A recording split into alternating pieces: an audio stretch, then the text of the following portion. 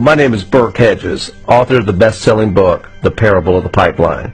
I open my book with a story about Pablo and Bruno, who take two very different paths in their quest for financial independence. What you're about to see is the delightful animated story of their adventure.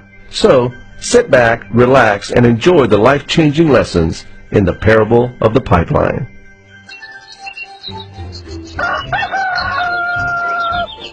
Far away, in a small village, near a beautiful valley, lived two friends, Pablo and Bruno.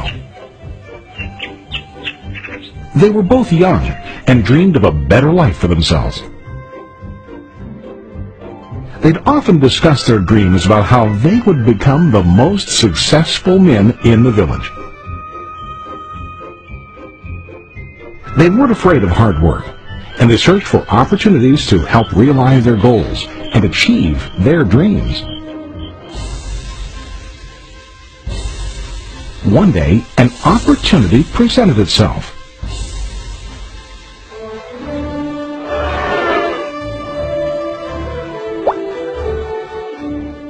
The mayor of the village decided to hire two people to bring water from a spring up on the mountain, across the valley, back down to the village.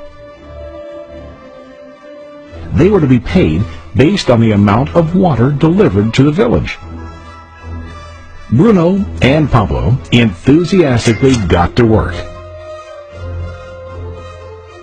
Every day, from morning till evening, they carried buckets to and from the spring.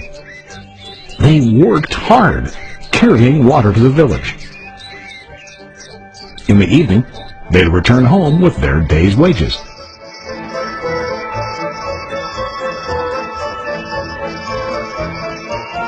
Bruno was satisfied with his work and the money he earned. He was sure that with this work he could achieve his dreams. Bruno thought that to increase his wages he could use bigger buckets to bring more water each trip. He believed with a larger income he would soon be able to buy a cow and the house that he dreamed about.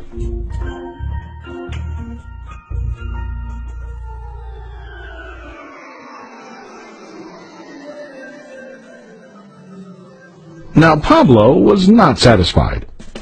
At the end of the day, his back and hands ached, and he was exhausted.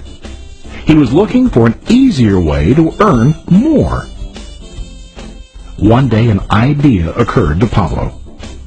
He imagined building a pipeline to deliver the water from the mountain spring to the village. With this pipeline, he could get more water to the village without carrying buckets back and forth from the spring to the village. Soon, he got very excited about his idea and began to plan. Pablo, of course, shared his idea with his friend Bruno and asked him to join with him to work on and help build the pipeline. Bruno thought the idea was crazy. All Bruno could think about was what his money could buy today and how to get it quicker.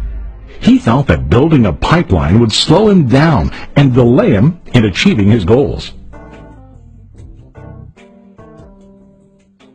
Instead, Bruno got bigger buckets and went more often back and forth fetching water. He was sure that with this method he could make more money. Pablo decided to build the pipeline on his own. He understood that it would not be easy to build, and it would take time to complete the pipeline. Pablo knew that it could take several years to finish, but he set his mind on his goal. Every day he worked and carried water like before. But on weekends and during his spare time, he worked hard to dig in the rocky soil and build his pipeline.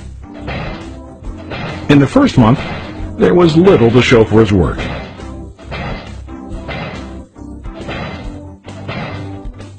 Bruno and the villagers laughed and teased him.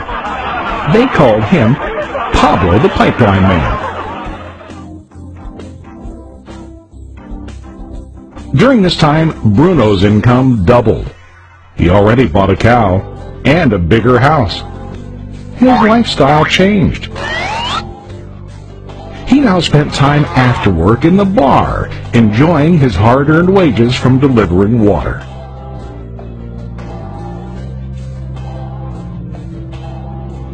What Bruno didn't realize was that his body was starting to stoop from carrying heavy buckets every day.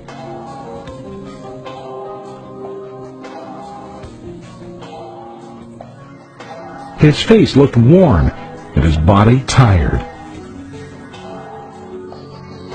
Soon, he began to carry less and less water due to the wear and tear on his body.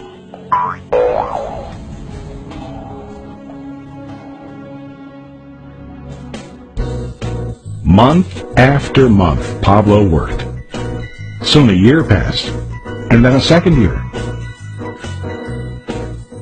Finally, Pablo finished his pipeline. He now used his pipeline to deliver water to the village instead of carrying buckets. Pablo was now earning more money than ever before. The water continued flowing to the village, while Pablo wasn't working.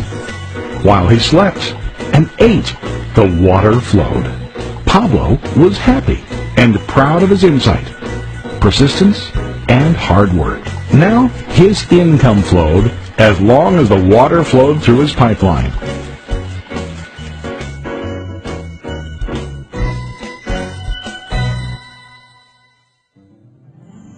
The story of Bruno and Pablo is a reflection of life. Their jobs symbolize what most people do to earn money. Bruno gets his money using buckets. He goes back and forth, carrying his buckets from the spring to the village in exchange for money. To increase his income, he either has to go more frequently to the spring or to use larger buckets. It's common in real life to increase our income by working harder. For example, working overtime or getting a second job. We also increase the size of our buckets by accepting a higher paying position, which often includes spending more time on the job. Most of us exchange time for money like Bruno. We know that every person has only 24 hours in a day and that it's not possible to use all our time to work. The most difficult time comes when we can no longer exchange time for money due to age, health, or other reasons. Then, our income stops. Now let's review what Pablo did. Very wisely, Pablo did not exchange all of his time for a limited income, but he used some of his time to build a pipeline. He knew that the pipeline would bring ongoing income as long as the water flowed. An ongoing income that multiplied the time he worked each day. Pablo knew that someday, maybe because of age or health, he would no longer be able to exchange his available time for money. Pablo knew that if he could make his idea of a pipeline work, then he only has to do the hard work of building the pipeline. After the pipeline was completed, Pablo was able to monitor and maintain the flow of water to ensure that his income will continue. Pablo has shown us that to earn an income, we don't always have to directly exchange time for money. There really are better ways. How about you?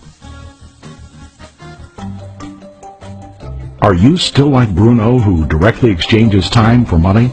Or do you want to be like Pablo, building and maintaining a pipeline for ongoing income? If you are interested in the idea of building your own pipeline, contact the person who lent you this presentation. You can start building your pipeline today.